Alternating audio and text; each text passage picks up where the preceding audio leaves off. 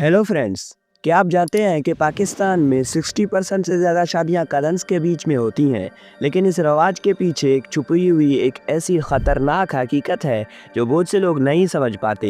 ये जानकर आप हैरान हो जाएंगे कि एक सिंपल कज़न मैरिज आपके आसपास के हर एक शख्स के लिए कितना ख़तरनाक हो सकता है। और इस वीडियो में हम ये जानेंगे कि लोग आज भी कज़न मैरिजेस क्यों करते हैं, ये रिश्ता सोसाइटी और अगले नस्लों के बच्चों के लिए कितना नुकसानदेह हो सकता है और इसका असल इम्पैक्ट हमारे बच्चों पर क्या होता है। चलिए समझने की कोशिश करते हैं आज के इस वीडियो में।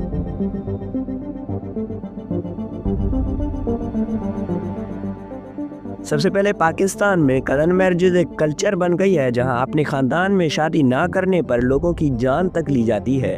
लेकिन आज भी एक सवाल बहुत कॉमन है कि लोग कज़न मैरिजेज क्यों करते हैं। इसके पीछे कई वजहें हैं। जैसे सबसे पहली ये है कि लोग कज़न मैरिजेज को अपने ख़ानदान के रिश्ते मजबूत बनाने का एक तरीका समझते हैं। बड़े बुजुर्ग कहते हैं कि अपना खून अपना होता है, लेकिन उन्हें ये नहीं पता होता कि उनके बच्चों के लिए ये कितना ख़तरनाक है। और जब शादी अपने ही ख़ानदान में होती है तो ख़ानदान की जागीर और पैसा जो है वो खानदान के अंदर ही रहता है। और दूसरी वजह है कल्चरल प्रेशर, यानी लोग समझते हैं कि शादी खानदान के बाहर हुई तो सोसाइटी उन्हें एक्सेप्ट नहीं करेगी। ये रिवाज ज़्यादातर रूरल एरियाज में देखा जाता है जहाँ लोग अपने खानदान के ट्रेडिशंस को तोड़ना मुश्किल समझते हैं। और तीसरी वजह है कि लोगों को लगता है कि खानदान में शादी करने से कंपैटिबिलिटी जो है वो ज़्यादा होती है। दोनों फैमिलीज एक दूसरे को पहले से ही जानते हैं, इसलिए दोनों पार्टनर्स के बीच में अच्छी अंडरस्टैंडिंग होती है। और आखिरी वजह ये है कि लोग अपने रिलीजियस और कल्चरल बिलीव्स की वजह से कज़न मैरिजेस को सपोर्ट करते हैं। लोग ये समझते हैं कि इस्लाम उन्हें कज़न मैरिजेस की इजाज़त देता है तो उन्हें कज़न मैरिज ही करनी चाहिए। लेकिन इन रवाजों को फॉलो करने वाले लोग ये नहीं जानते कि ये कल्चर्स कितने ख़तरनाक हैं। फॉर एग्जाम्पल, एक आदमी है जिसका नाम है ए, जिसके पास एक म्यूटेटेड जीन है जो किसी आदमी को डिसेबल कर सकती है। लेकिन ए को ये काफ़ी कम है जिसकी वजह से उसे डिसेबिलिटीज़ नहीं है। और इसके दो बेटे पैदा होते हैं, बी और सी, और उन दोनों के पास भी ये म्यूटेटेड जीन होता है। लेकिन वैसे तो उन दोनों के पास इस म्यूटेटेड जीन के पास ऑन होने के चांसेस 50-50 हैं, क्योंकि उनकी माँ को ये म्यूटेटेड जीन नहीं थी। लेकिन फिर भी हम अपनी वीडियो के लिए ये अज्यूम कर लेते हैं कि उन दोनों के पास ये म्यूटेटेड जीन पास हो जाती है। और बी और सी दोनों जब बड़े होते हैं तो उन दोनों के घर ट्विंस पैदा होते हैं, एक लड़का और एक लड़की, और उन दोनों के पास भी वो म्यूटेटेड जीन है। और बी और सी के जो बच्चे हैं वो सिंपली एक दूसरे के फर्स्ट कज़न्स होते हैं। और बी और सी अपने खानदान के रिवाज को कंटिन्यू करने के लिए अपने बच्चों की शादी एक दूसरे के घर करवा देते हैं। मतलब बी का बेटा सी की बेटी से शादी करेगा और सी का बेटा जो है वो बी की बेटी से शादी करेगा। और जब बी और सी के पोते पोतियाँ पैदा होगी तो वो एक दूसरे के डबल फर्स्ट कज़न्स होते हैं। मतलब जितना फर्स्ट कज़न्स एक डीएनए को शेयर करते हैं, डबल फर्स्ट कज़न्स उससे डबल डीएनए शेयर करते हैं।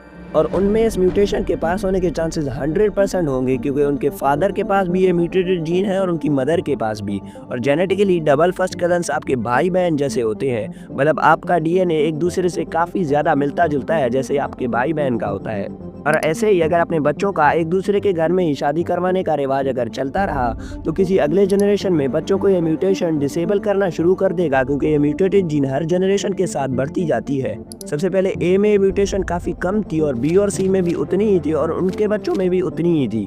लेकिन जब इन बच्चों के अपने फर्स्ट कज़न से शादी करवाई गई तो उनके बच्चों में ये म्यूटेशन डबल हो गई, क्योंकि उनके फादर और मदर दोनों के पास ये म्यूटेशन थी। और उनके बच्चों में म्यूटेशन 4 गुना होगी और उसके अगले जनरेशन में 8 गुना और उसके अगले जनरेशन में 16 गुना। और ऐसे करते करते एक जनरेशन ऐसी होगी जिसमें म्यूटेशन डिसेबिलिटीज कॉज करेगी। और हो सकता है कि बी और सी में ही डिसेबिलिटीज कॉज करे या ए में ही डिसेबिलिटीज कॉज करे, क्योंकि ये कोई नहीं जानता कि कितना म्यूटेशन होना चाहिए जो डिसेबिलिटीज कॉज करे। और फॉर एग्जांपल, अगर ए के पास ये म्यूटेशन ना होती और उसका इम्यून सिस्टम थोड़ा सा वीक होता जो फ्लू के खिलाफ प्रॉपरली फाइट नहीं कर पाता, तो बी और सी का इम्यून सिस्टम भी उतना ही वीक होता और उनके बच्चों का इम्यून सिस्टम भी उतना ही कमज़ोर होता।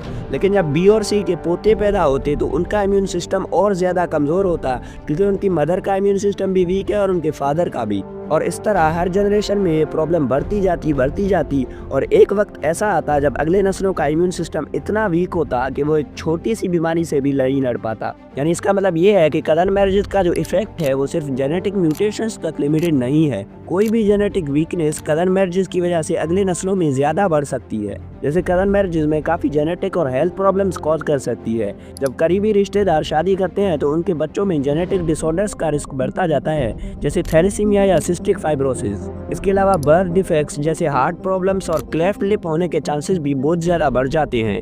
और अगर ये प्रैक्टिस जनरेशन तक चलती रहे तो हार्मफुल म्यूटेशंस बढ़कर डिसेबिलिटीज या लाइफ थ्रेटनिंग इश्यूज कॉज कर सकती हैं। और रिसर्च ये भी दिखाती है कि कदर मैरिजेस की वजह से पैदा होने वाले बच्चों की इन्फेंट मोर्टेलिटी यानी बचपन में ही मौत का रिस्क बहुत बढ़ जाता है। ऑब्वियसली हर केस में ऐसा नहीं होता, लेकिन इसका जो रिस्क है वो काफ़ी ज़्यादा होता है।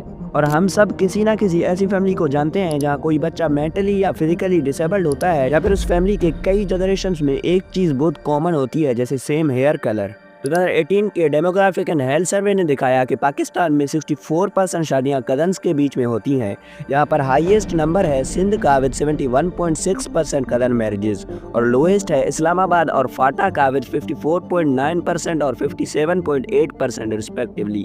लेकिन मुझे एक शौक तो ये लगा था कि इंडिया के हाईएस्ट कज़न मैरिजेस रेट है तमिलनाडु में 28%, और पाकिस्तान का लोएस्ट है इस्लामाबाद में जो है 54.9%, और पाकिस्तान का हाईएस्ट रूरल सिंध में जो है 84%। मतलब मुझे पर्सनली ऐसा लगता था कि इंडिया और पाकिस्तान के कल्चर्स एक दूसरे से बहुत मिलते जुलते हैं, तो कज़न मैरिजेस रेट जो है वो तकरीबन सेम होंगे। लेकिन अगर इसको मैप पर देखा जाए तो एक क्लियर डिफरेंस दिखता है। और ऊपर से बात यह है कि पाकिस्तान में जितने कज़न मैरिजेस किए जाते हैं उसके हिसाब से अगले कुछ जनरेशन्स को बहुत प्रॉब्लम्स होने वाली हैं। और अगर आपको कोई कन्फ्यूजन है तो आप मुझे कमेंट्स में बता सकते हैं।